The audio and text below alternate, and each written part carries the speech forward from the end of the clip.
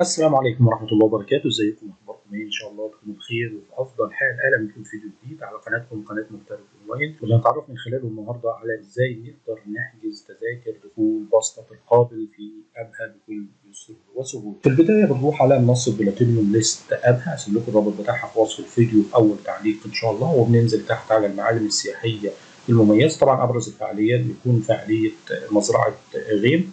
بعد كده بننزل المعالم السياحيه المميزه، بنلاقي فعاليه ترحاب وفعاليه بسطة القابل، فبنضغط على فعاليه بسط. بتفتح معانا الصفحه بالشكل اللي انتم شايفينه كده. هنا الفعاليات والشروط والاحكام.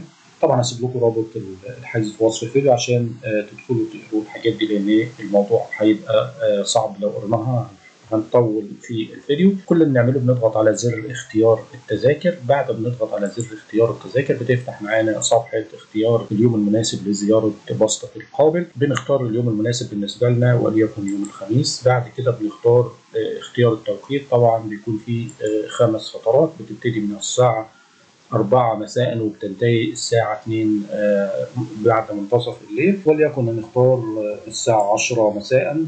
طبعا الدخول بيكون لمدة ساعتين. تذاكر الدخول ب 30 ريال سعودي.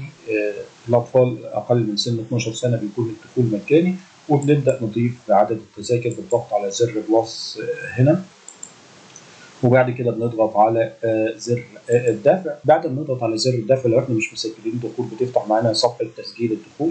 لو احنا مسجلين دخول بتفتح معانا صفحه الدفع زي ما انتم شايفين كده. بنبدا نختار وسيله الدفع المناسبه بالنسبه لنا ما بين STC باي او فيزا وماستر كارد او بطاقه مدى. بنختار وليكن كمثال بطاقه مدى، وبنبدا ندخل بيانات البطاقه، رقم الصرافه بتاعتنا وشهر الانتهاء وسنه الانتهاء والثلاث ارقام اللي بيكونوا في ظهر الصرافه رمز التحقق.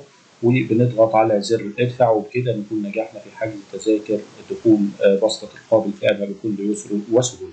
لو في اي استفسار او اي سؤال يا ريت تسيبوا لنا في التعليقات واحنا هنرد عليه في اقرب وقت ان شاء الله.